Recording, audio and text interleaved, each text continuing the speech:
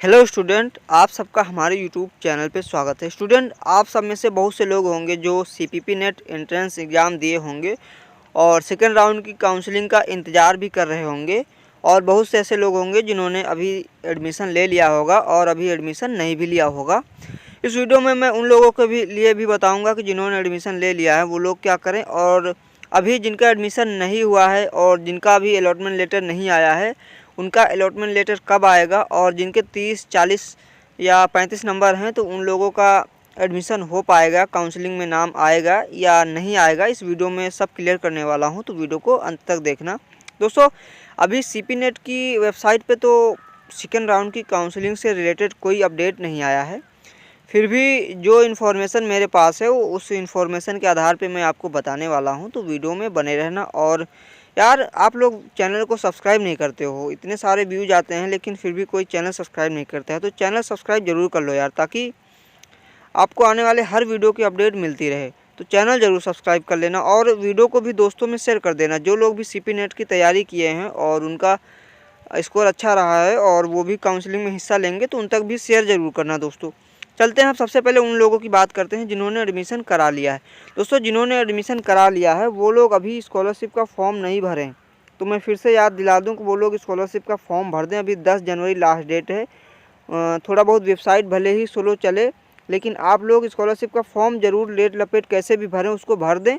और आप अगर कॉलेज जाके उस फॉर्म को चेक नहीं करा पाएंगे तो कोई बात नहीं, आप खुद सारा डेटा अपना क्लियर कर लीजिए, सारा का सारा सही चेक कर लेना। उसके बाद तुरंत हो सके तो आप लॉक भी करा देना, अपना फॉर्म लॉक करा देना। और लॉक कराने के बाद दोस्तों कोई दिक्कत नहीं होगी, बाद में अगर कोई चीज़ गड़बड़ भी हो जाती है तो करेक्शन की डेट आती है, उस टाइम आप करेक्शन भी करा पाओगे। तो ये हो गई बात जिन्होंने एडमिशन ले लिया। और जिन्होंने अभी तक एडमिशन नहीं लिया है, 10 तारीख तक लेंगे, तो वो भी लोग फॉर्म भर देना जरूर, क्योंकि 10 जनवरी तक लास्ट डेट है, तो 10 जनवरी तक आप फॉर्म भर सकते हो, कोई दिक्कत नहीं दोस्तों।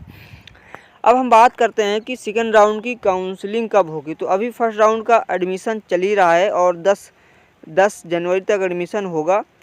तो 10 जनवरी तक तो सारे बच्चे लगभग एडमिशन करा ही लेंगे, जिनको एडमिशन कराना है, और जिनको नहीं कराना है तो वो तो बिल्कुल चुपचाप बैठे होंगे। तो उसके बाद ही 10 जनवरी के बाद आपका अलॉटमेंट लेटर आएगा दोस्तों।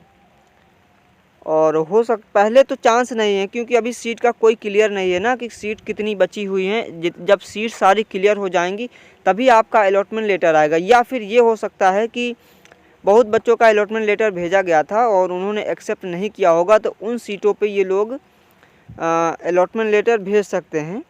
तो उन सीटों पे अलॉटमेंट लेटर भेज सकते हैं। तो आप लोग मेल ज़रूर चेक करते रहना, क्योंकि गाइज ये है ना कि आप लोगों के पास जब मेल पहुंचेगा तभी पता चलेगा लोगों को कि अलॉटमेंट लेटर आया, क्योंकि इनकी वेबसाइट पे तो कुछ शो होता नहीं है कि इन्होंने बता दिया कि इस तारीख को हम अलॉटमेंट लेटर भेजेंगे।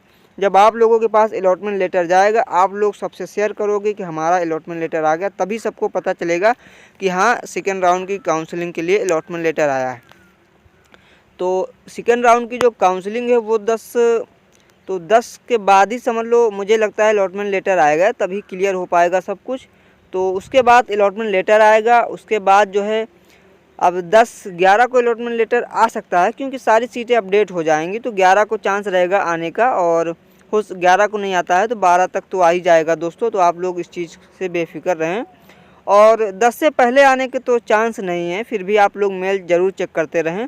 और मैंने इंस्टाग्राम की आईडी भी डिस्क्रिप्शन में दे रखी है, अगर अभी तक फॉलो नहीं किया वहाँ पे फॉलो कर लें। कोई सवाल है तो वहाँ पर भी हमसे पूछ सकते हो पर्सनल आप, हम उसका रिप्लाई आपको ज़रूर देंगे।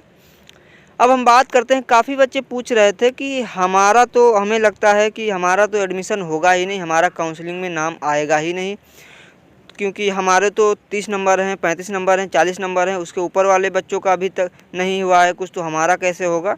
तो चलिए मैं क्लियर करता हूं दोस्तों। मैं पिछले साल का डेटा दे रहा हूं, उस हिसाब से मैं आपको बताऊंगा, तो आप लोग खुद ही समझदार हो, समझ लेना कि आगे क्या होगा। दोस्तों, इस बार क्या है कि जो काउंसलिंग हो रही है उसमें बच्चे सीट अलाट नहीं कर रहे हैं, बल्कि खुद यूनिवर्सिटी अलाट करके उनको दे रही है।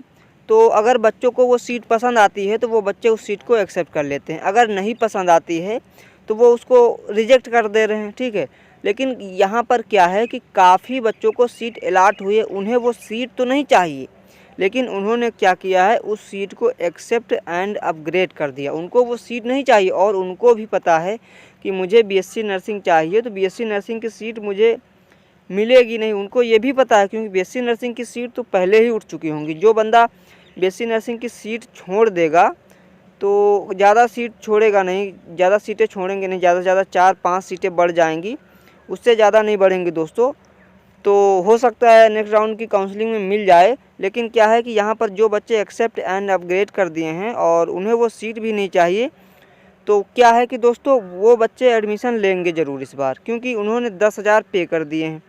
अब 10,000 पे कर दिए तो वो सीट तो छोड़ेंगे नहीं, क्योंकि गाइज ये है ना कि पिछले साल जब हर साल जब काउंसलिंग होती थी, कोई भी बच्चा काउंसलिंग कराता था, काउंसलिंग करा लेता था, काउंसलिंग कराने के बाद उसकी डीडी 5,000 की जमा हो जाती थी। डीडी 5,000 की जमा होने के बाद अगर वो कैंडिडेट एडमिशन नहीं लेता था तो उसकी जो फ़ी है ना, वो डीडी की, वो वापस नहीं की जाती थी, वो जब्त कर ली जाती थी। तो इस बार क्या है, बच्चों ने 10,000 पे किए हैं। अब मुझे ये क्लियर नहीं है कि ये 10,000 अगर कोई कैंडिडेट एडमिशन नहीं लेता है तो उसके वापस होंगे या नहीं होंगे, लेकिन मुझे लगता है कि जो डीडी के 5,000 हैं शायद वो हो सकता है वापस ना किए जाएं और बाकी के 5,000 वापस कर दिए जा सकते हैं। लेकिन क्लियर डेटा भी दोस्तों नहीं मेरे पास क्या होगा।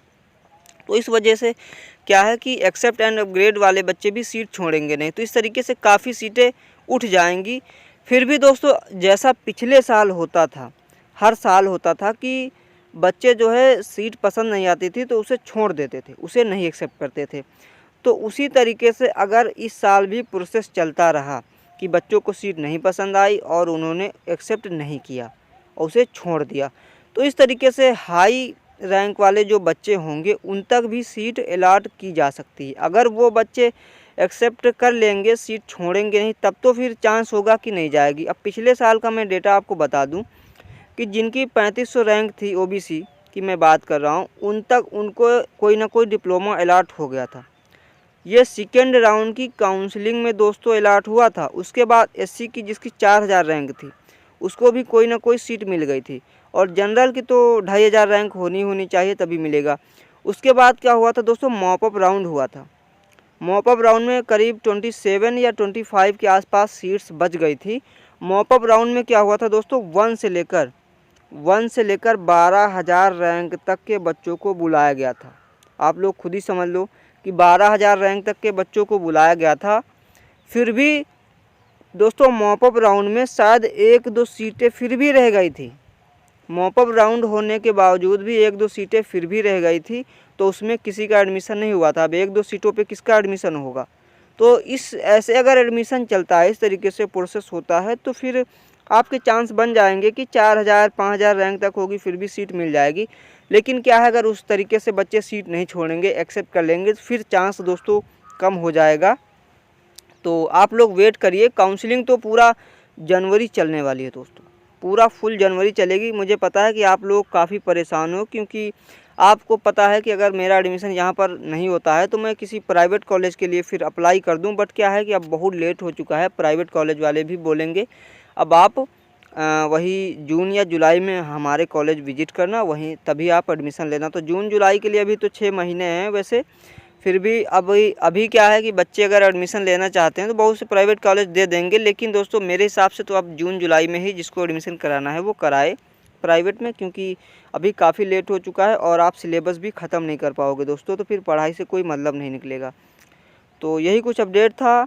तो अभी काउंसलिंग जो सेकेंड राउंड की काउंसलिंग है वो 11 के बाद ही आप समझ लो कि अलॉटमेंट लेटर आएगा, उसके बाद ही आप लोग सेकेंड राउंड की काउंसलिंग में हिस्सा ले पाओगे। तो काफ़ी बच्चे कमेंट करते हैं कि मेरा तो अलॉटमेंट लेटर फर्स्ट राउंड की काउंसलिंग में आ जाना चाहिए था। तो आप अब 2-3 दिन बचे हुए हैं, तो आप और वेट कर लीजिए, आपका आना होगा तो आएगा। अब नहीं आता है दोस्तों तो उसके लिए आप लोग कांटेक्ट यूपीएमएस से कीजिए, क्योंकि वही आपको सॉल्यूशन बताएंगे। क्योंकि काफ़ी बच्चे हैं जिन्होंने क्या किया है कि फॉर्म ऑनलाइन अप्लाई करते वक्त कोई भी प्रेफरेंस नहीं डाला था और उनके नंबर अच्छे हैं, रैंक अच्छी है और उनका अलॉटमेंट लेटर नहीं आया, तो वो काफ़ी परेशान हैं। तो इस चीज़ के लिए आप यूपीएमएस से कांटेक्ट कीजिए, वही आपको यहाँ पर मेल दिया गया है और कांटेक्ट नंबर दिया गया है, तो यहाँ पर आप कांटेक्ट कर सकते हो। और कोई उपाय नहीं है दोस्तों, अगर आपने प्रेफरेंस डाला है और आपकी रैंक अच्छी है तो फिर अलॉटमेंट लेटर ज़रूर आएगा। कोई सवाल है तो कमेंट करना और चैनल सब्सक्राइब नहीं किया तो चैनल सब्सक्राइब करना।